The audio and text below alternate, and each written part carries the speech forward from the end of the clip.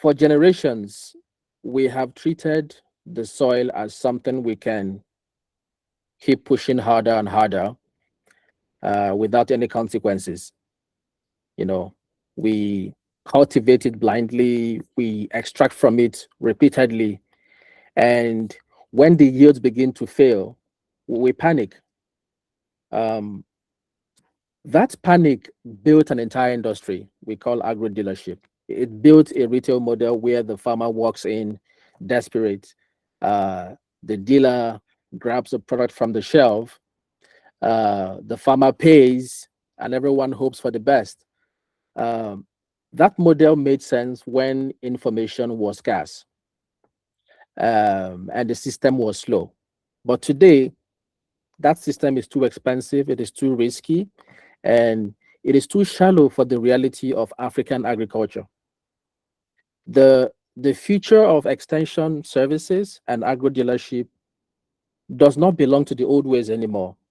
It belongs to the professional custodians of the soil. We are not going to guess anymore. We are going to diagnose your soil. We're going to manage its health and protect your livelihood. This is the future. And that is what this episode is about. Today we are talking about soil management as a service. We are not talking about a business model that decouples your profit as a service worker in the sector uh, from the farmer's livelihood. So we're going to build value through knowledge, through extension, and through trusted data. And I want to show you this that this is not a theory. Okay, it is happening in real shops today. It is happening in the field, and all this has been done by real people. But first, let me introduce you to one of those people. His name is Nanshal, and Nanshal owns an agro shop.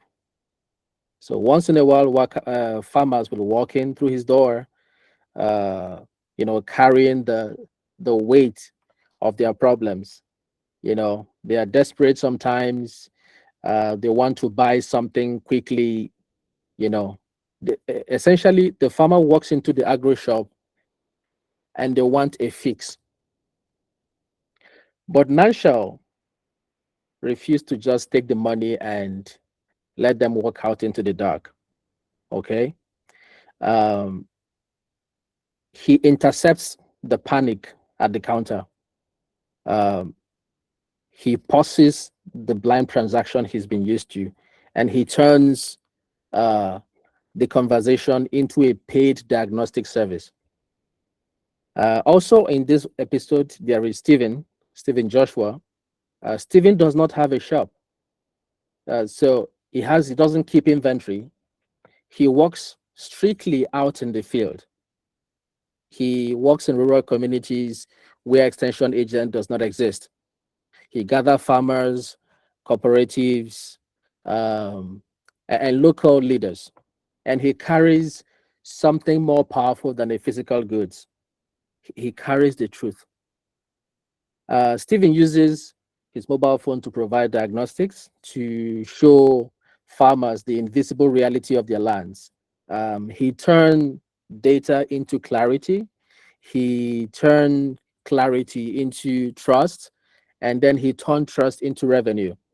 So these are two different personalities, and one of them operates behind a counter in an agro store. The other operates out of a smartphone and a backpack. But you know, both of them have mastered the same truth. That farmers will pay a premium when you stop trying to sell them a product and you start selling them outcome through professional management. And today we are opening the playbooks with Nanshal, the man behind the counter.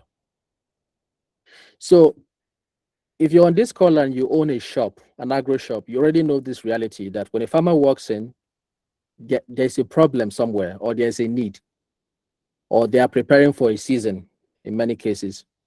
Okay. and they will ask for some products, and they have cash. And after some exchange and small talk, they want to make that purchase and move on. That's the reality of agro dealership. The current version of this dealership will simply take the money, give the product, and wave a goodbye. Um, and for years, that was the game. You move products, you turn over stocks, you repeat every single season. But Nanshao realized something important. Okay, where there are no extension workers, the shop is no longer just a place to sell. Okay, it becomes the last line of defense of our food system.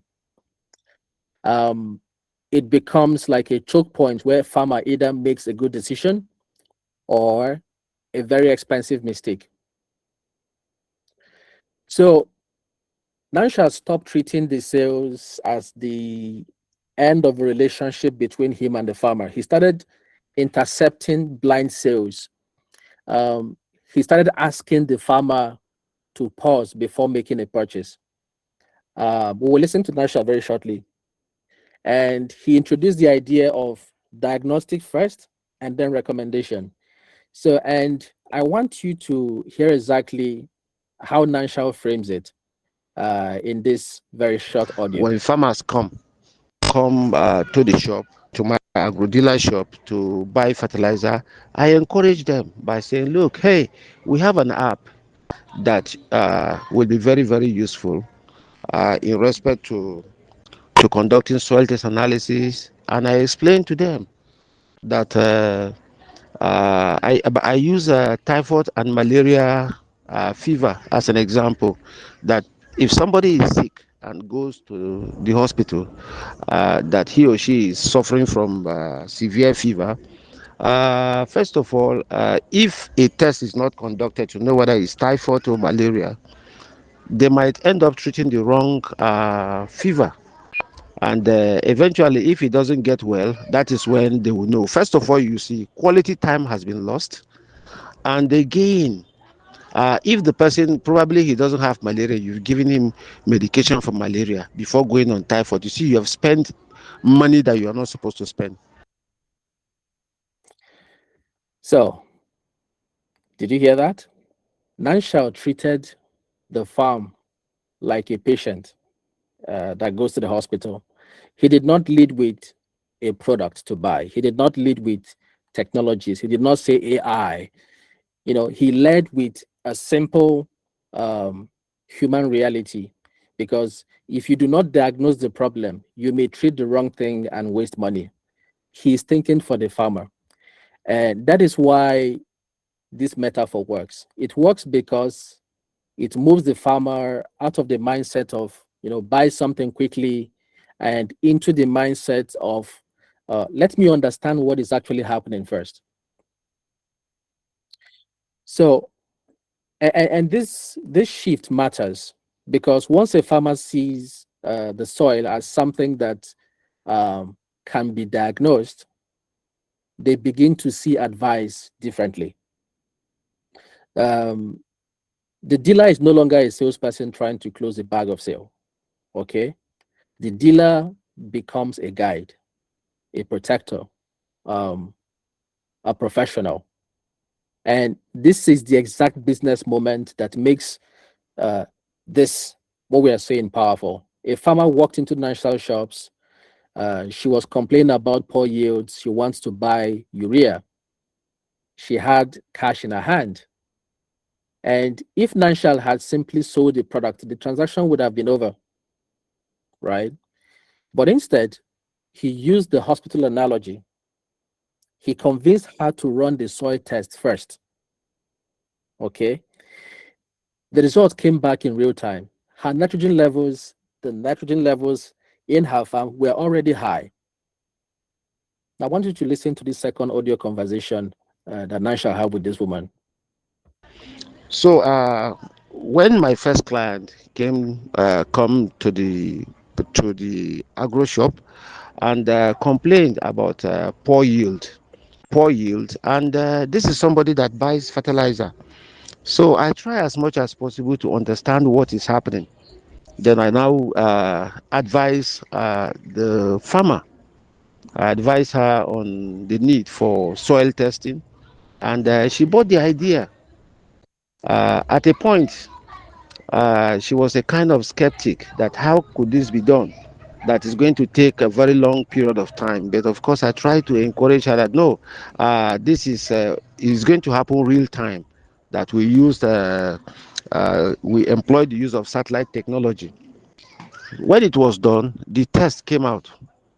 The test came out real time, and it was clear that the concentration of nitrogen in her farm is very, very high. This is somebody who has just purchased like 4 bags of fertilizer, nitrogen, that's urea.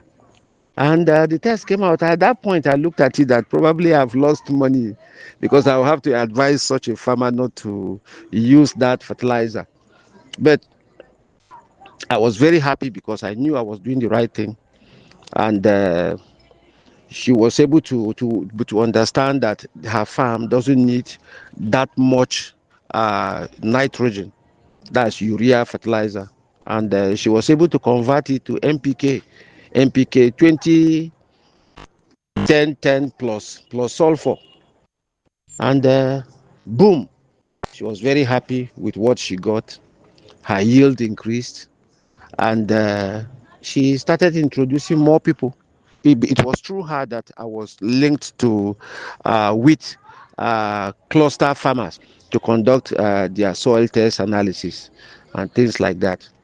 So, in fact, the value I got was, first of all, I was able to get more farmers who are willing to test their soils, and and uh, and the outcome was great because they were excited with what they got, the result they were getting, unlike before when things are done blindly without any data to follow.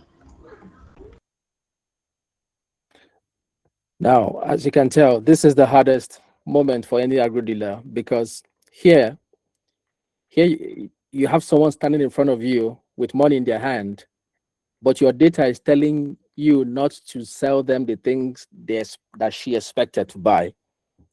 You know, and if you look at National Story, this is where professional courage matters, and that is where trust is either created or destroyed.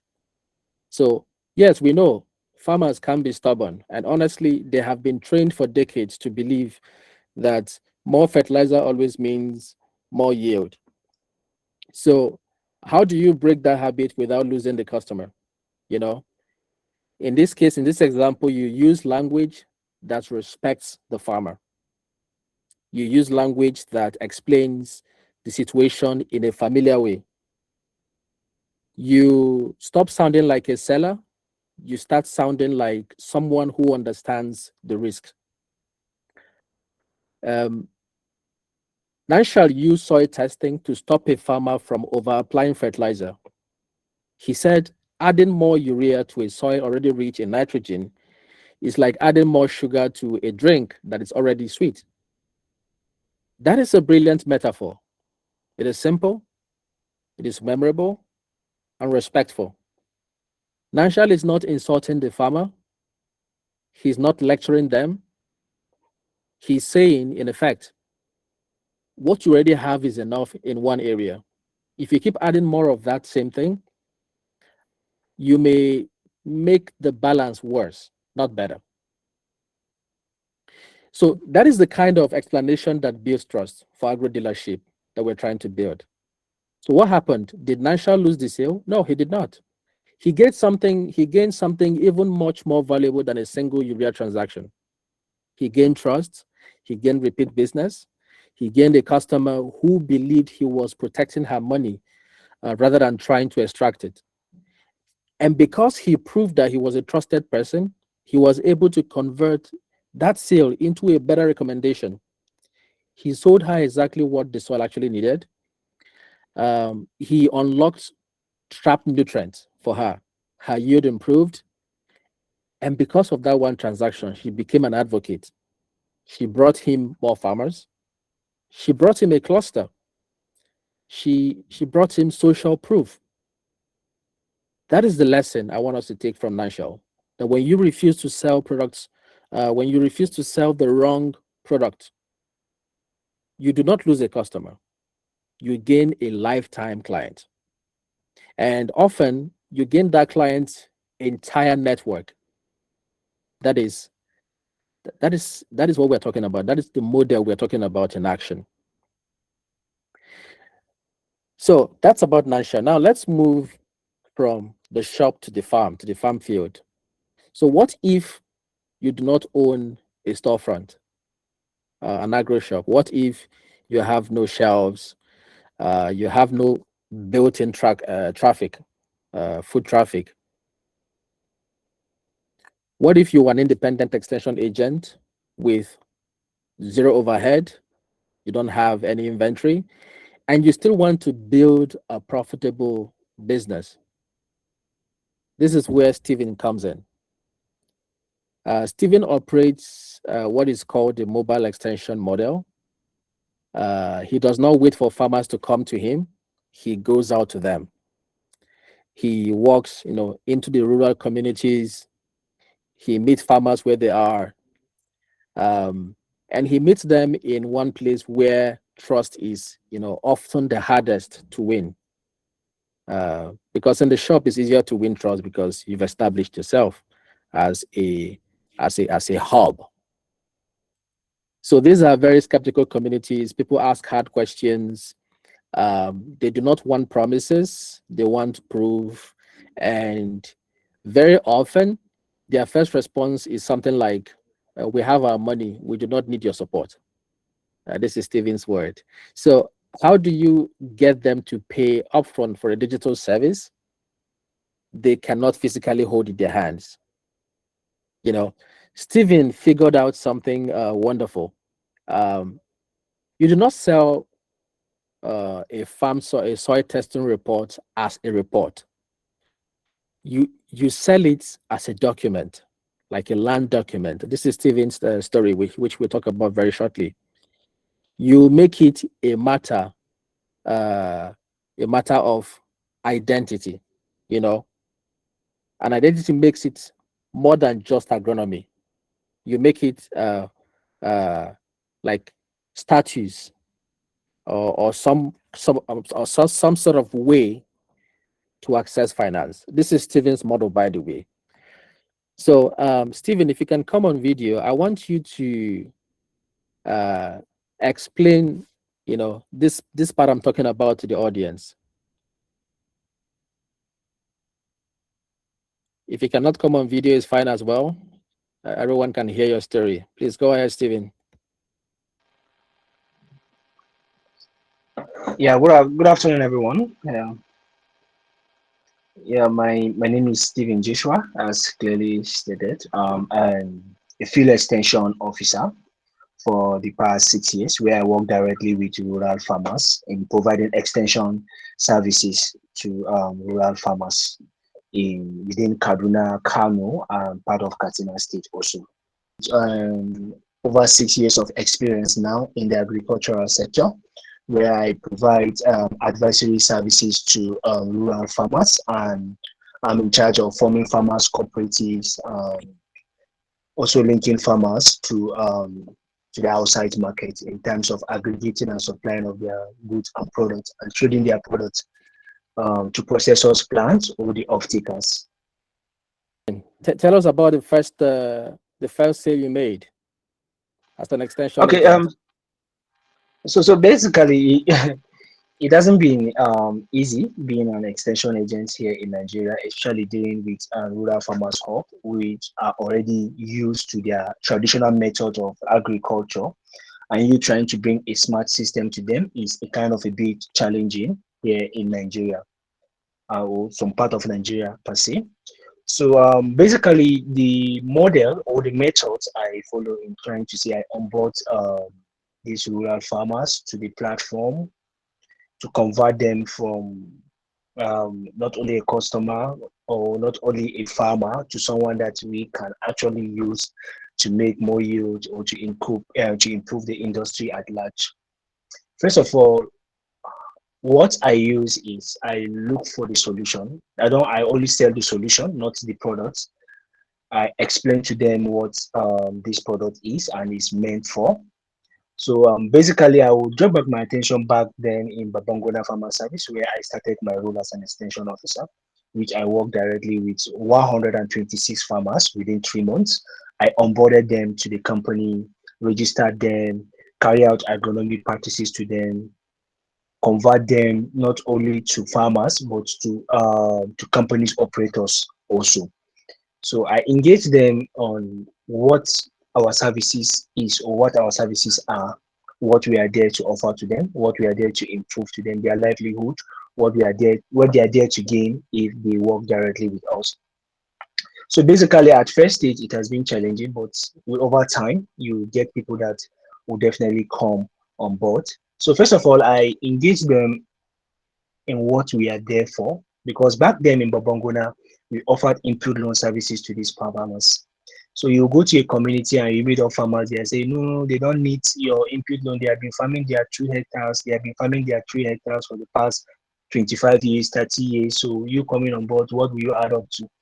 So what I usually tell them, I'm here to make you farm 4 to 5 hectares at the same time, not for you to only farm 2 hectares. 4 to 5 hectares is what I want you to farm this year. Yeah, you can keep your money for the 2 hectares. Then for the extra 3 hectares, I'm going to give you an input loan to increase your yield. So from there, the farmers start picking interest, start saying, okay, what are other things that I'm going to do? What are I say? Yes, I have the basic agronomic practices and processes that I'm going to liaise with you. I'm going to give you, if you follow this, not only your own farmland, you are going to also increase your own yield to some certain percentage. If before you usually get 35 hectares in one farmland, I will increase it to around 40 to 45 hectares that you can cover in your own farmland if you follow the due process. So from there, I was able to get farmers that were able to. Steven, Yes, sir. I thought you meant 35 tons, not hectares. Yeah, 35 tons. Yeah, 35 tons. Yeah, 35 tons. Sorry. Okay.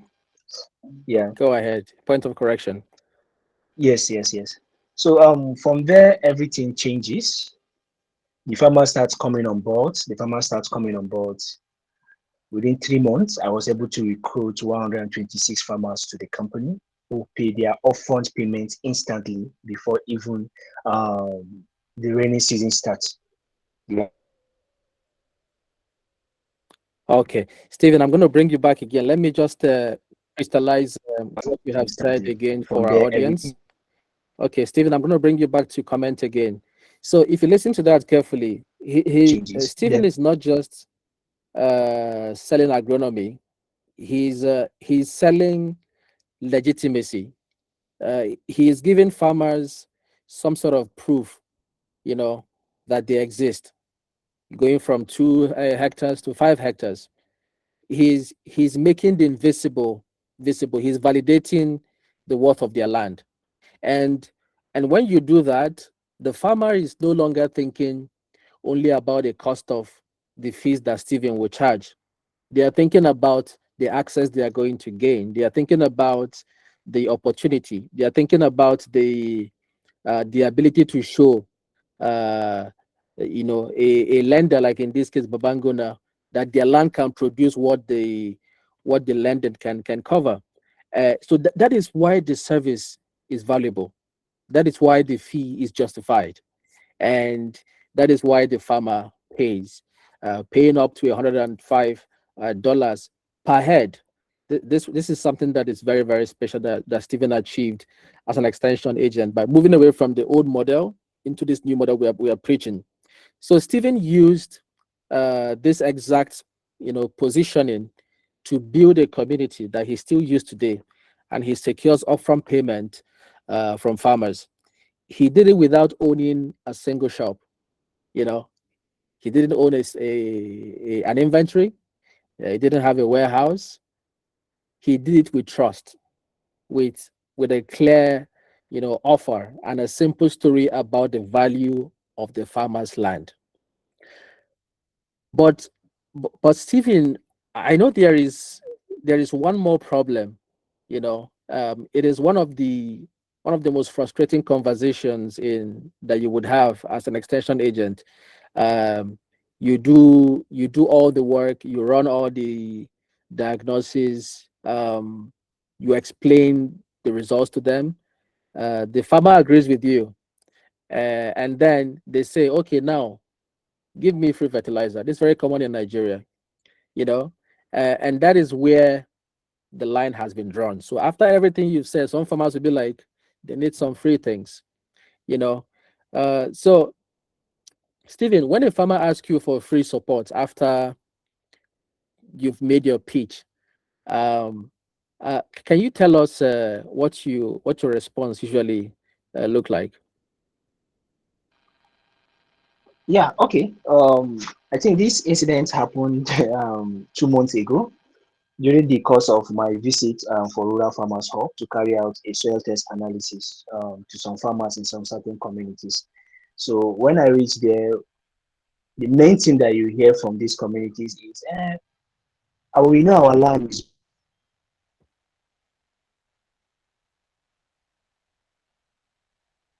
good. We know we are already certain that we are going to get so volume. So we don't need your services, stuff like fertilizers, agrichemicals. So basically, what I usually tell them is, I'm not here to provide you a fertilizer or an agrochemical, but I'm here to provide you a service that you on your own next year will not ask for any fertilizer or any agrochemical from anybody. Because I'm here to make you increase your yield. I'm here to make you farm right, and I'm here to make your land profitable for you. Because I'm here to make it certain that if 1 hectare of farmland is giving you 20 bags, if I test your land and I give you the right fertilizer recommendation, the right agronomic and the right agrochemical to use on your farmland, I'm more certain that during the harvest, you are going to harvest 30 to 35 bags. So, and that you have more certainty in terms of buying more input next year than the one that you have now. So, from there, the farmer's perspective will just automatically change. They will be like, okay, so are you sure of this? I'll tell them, yeah, I'm sure. Then we'll carry out tests on the farmland. They will discover that farmer will tell you that he's putting more of NPK and you didn't even know the specification of that NPK. So, but me coming on board, I usually tell them even the NPK that you are applying, it has a specification that you need to use. We have NPK 20 10 10, 15 10 10. So your farmland, there's a certain concentration that your farmland requires. So from there, the perspective of these farmers will change. From there, they will say, okay, come and carry out these practices for me. Come and carry out this soil test analysis for me. Let me see and know the condition of my farmland so that I will know what to farm best. And sometimes I tell them that, quite sure your farm may not be even be a maize farm. Your farm will require you to farm rice there, but you are putting more of maize. That's why you are discovering poor yield.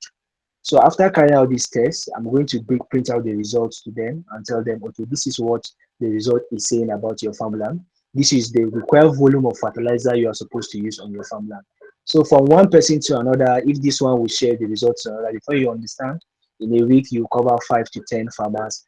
Even till date, they are still calling me to go back to those communities and still carry out that soil test analysis because virtually most of the farmers, all the farmers are willing to know the condition of their farmland. Because in this area here, and some part of Kano that I touch, I'm not sure there's any organization that is running soil test analysis aside Rural Farmers Hub at the moment. Okay, thank you, Stephen. So thank you, Stephen. Thank you very much. I want to say this clearly because what Stephen has said is the dividing line between a weak service and a strong service. Stephen is not refusing to help when the conversation comes up. Um, what he said is that I'm here to build your capacity and not to create dependency. I think that's what Stephen is trying to say. That's and I think it's a very, very compelling, very, very strong message, and that message matters because farmers respect clarity. They respect professionalism. They respect people who can explain the pathway from problem to solution without begging for approval. So let's pull the two stories together. Nanshal operates from behind the counter. He intercepts panic there. He turns the shop into a diagnostic clinic. He uses simple metaphors to get a farmer to pause and think, diagnose, and then buy the right thing. That is for the agro dealer. For Stephen, the extension agent, he operates from the farm in the field. He's outbound. He gives farmers a document, a printed report of their soil. He turns this diagnostic into proof, into identity and trust. Stephen sells access to clarity. So these are two different realities, two different operating environments, but the same underlying business model. Farmers pay premium when you stop trying to sell them a product and start selling them a management service of their soil. This is the future we are seeing, and it is very clear. And there is an even deeper lesson beneath that. The most valuable thing in this business is not the product, okay? Not fertilizer, not seeds, not machine. It's not even the test itself. The most valuable thing in this business is trust. Once you have trust, the farmer listens. Once the farmer listens, you can diagnose, right? And once you can diagnose, you can recommend.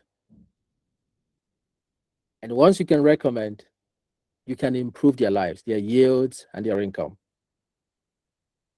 And once yields are improved, you create a proof. And that proof becomes your best marketing tool. Word of mouth.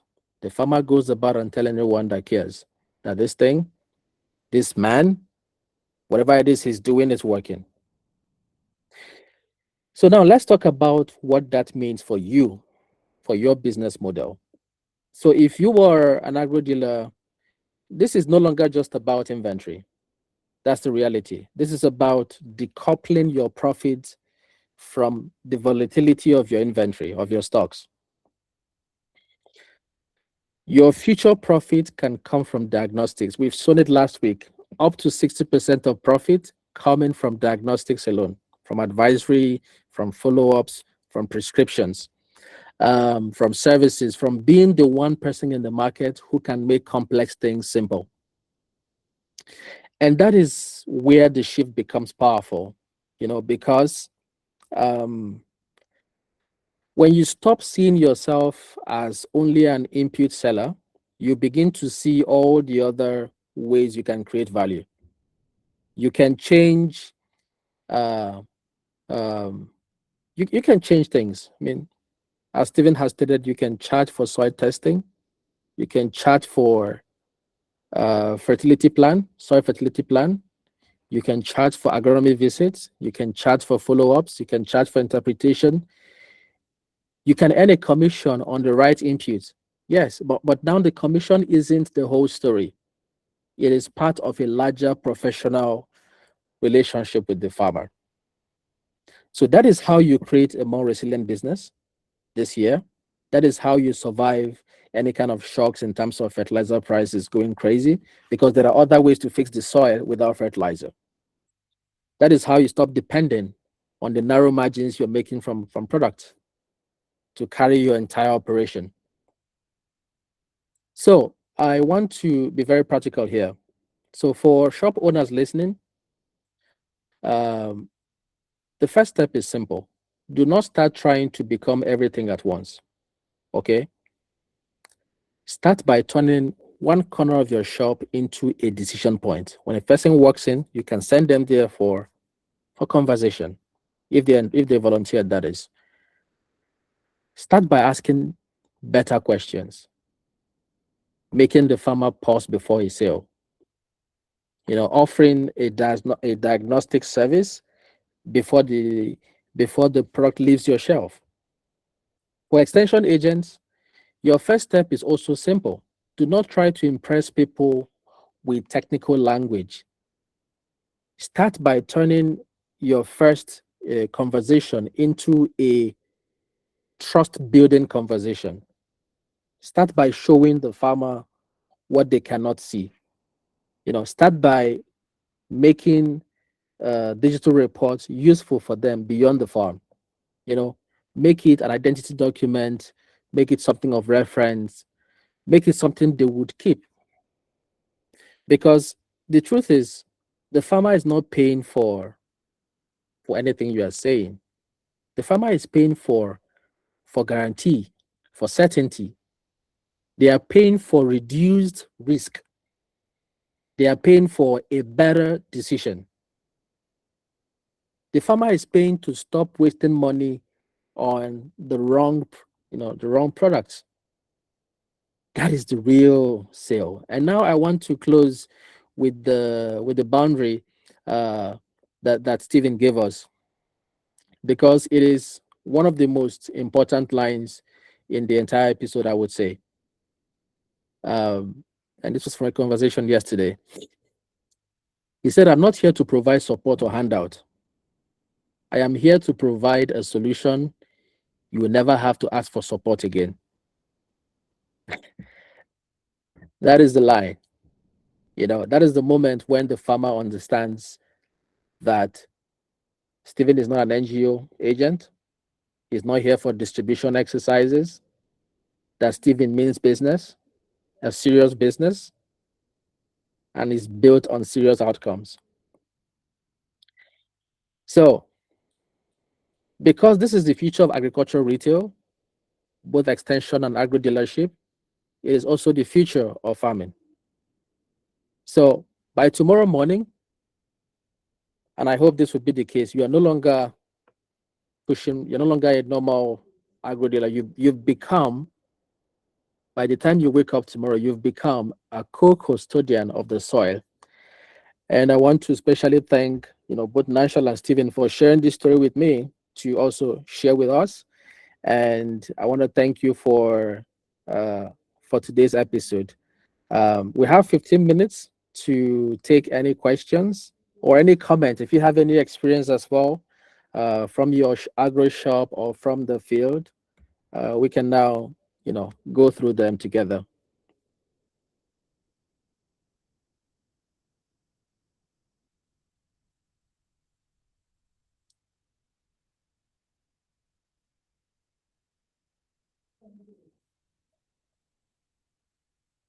I know there are some other extension agents on this call. If anyone wants to share their own experience in a few minutes, the thing is, I want for every one of us to prosper. Okay, we've just given a tip of what is possible. I mean, with Stephen, Nanshal couldn't declare his numbers, but I can tell you it's very good. I want every one of us to prosper. If you're a farmer, I want you to identify an agro dealer who is thinking in this direction and partner with them. If you're an agro dealer, now is the time.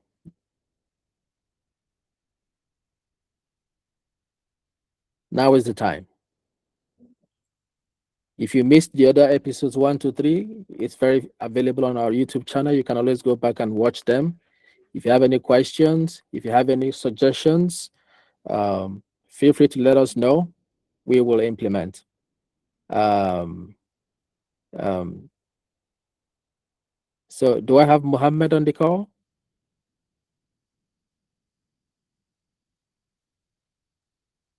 Okay. In the absence of any additional comment, I would, as usual, with all pleasure, invite Dr. Maina to wrap it up for us today.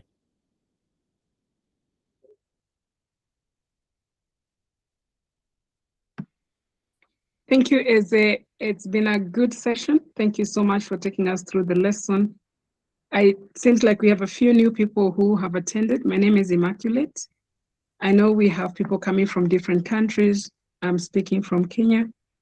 And Gabriel of Rural Farmers Hub, and I of Beguzetu Limited have come together to provide this kind of lessons every Wednesday at 2:30. We think that this space is a good space for us to share ideas about what we think looks like the future of agro-dealership, the future of soil management and soil health. And this is our fourth session. We've had previous sessions where we've discussed various topics, all available on YouTube. You're free to visit and see, and we'll also share some of those for you to visit. But from today's lesson, it's clear that there is a business case for people who work directly with farmers. There's opportunity for us to increase our profit margins. There's opportunity for us to become co-creators with our farmers. There's an opportunity for us to influence future thinking of how we produce our crops, how we manage our soils, how then business can be done in the space of agro-dealership. And so I can see from here, I can see a few of extension people that I personally know. I'm surprised that you're not getting questions from Kipiegon or Lena or the rest that are here. But I think that what Gabriel has clearly showed us is that there is a gap, and especially in the Kenyan context, between the dealership and the farmer, because sometimes we just give the farmer what they ask for without necessarily probing to find out if that is the actual thing that is needed at that point. It is also clear that many farmers, many extension agents are not necessarily linked to a particular agro dealer. It's more like a random interventions with the farmers. And I think it will become more useful if we have extensionists linked directly to agro dealers so that the farmer then is able to go to the agro dealer with the correct information about what they need, when they need it, how much they need it. And that then could help us as an extension agent to do better in terms of supporting farmer knowledge and habits that are needed at that point. So for me, it's first and foremost to thank all of you most sincerely for joining us this Wednesday. As we look forward into the next lesson on coming Wednesday, they'll be shared on email. We send the links early in the week, Monday, and then you are able to join us. I wish to also encourage those that are interested for further information to reach us out. We have opportunity to reach us out through phone or email, and we'll be happy to answer any further questions on the same. We don't have a lot of time. I can see we have another 9 minutes, but there's an actual app that, for those that are new here who did not attend last week, there's an app called Chief that will be able to support you to do better in terms of soil diagnostics and conversations with the farmers around the condition of their soils, the levels of major nutrients in the soil, a bit of the cation exchange levels, which then also has indications to the health of the soil. So I would encourage those who are interested to follow up on us, talk to us, and see how best we can support with further information, further knowledge as you build your case to become a paid extension agent in our context here in Kenya. Thank you so much. And welcome again on Wednesday next week, 2:30 p.m. Over to you, Eze. That will be it from me. Thank you so much. I'm gonna put some links here for free tools that we used in the previous episode that you can use to warm up to this idea of a digital center that farmers could connect. And I like what you said about closing the loop between the extension agent, the agro dealers, and the farmers, because honestly, the agro dealer would not go to the field. like the extension agents would. And in many cases, the extension agents are not directly linked to the agro dealer. So there is a very strong case to be made for the extension agents to be linked to one or more agro dealers, so that when you give an advice, it doesn't stop at the advice level. The farmer can take your advice to the agro dealer and get more tailored purchases. This is where the gap is. This is where the opportunity is, where you can, on top of the important work you're already doing, create a lot more value for the farmer and charge for it. Like we highlighted, there's a lot of things, a lot of money to be made. These values are there in the soil today, and they're waiting for us to activate them. And we only brought you a few examples of people already activating this value that are buried in the soil. Most importantly, this value is not just for you. You create value for the farmer, then the farmer creates value for you. Pari passu. It's not the old model where you just sell something and you move along. The model here is that you're going to become a co-custodian, a partner with the farmer, where you create, when I say value, I mean money. If you get a farmer to go from 35 to 40 bags, as Stephen said, extra 5 bags, the farmer didn't know it existed. You created that value. Therefore, you can charge for it. Once again, I thank you very much for joining, and I hope to see you again next week, Wednesday, at the same time. Have a lovely rest of the day. Bye-bye. Bye, everyone. See you next Wednesday.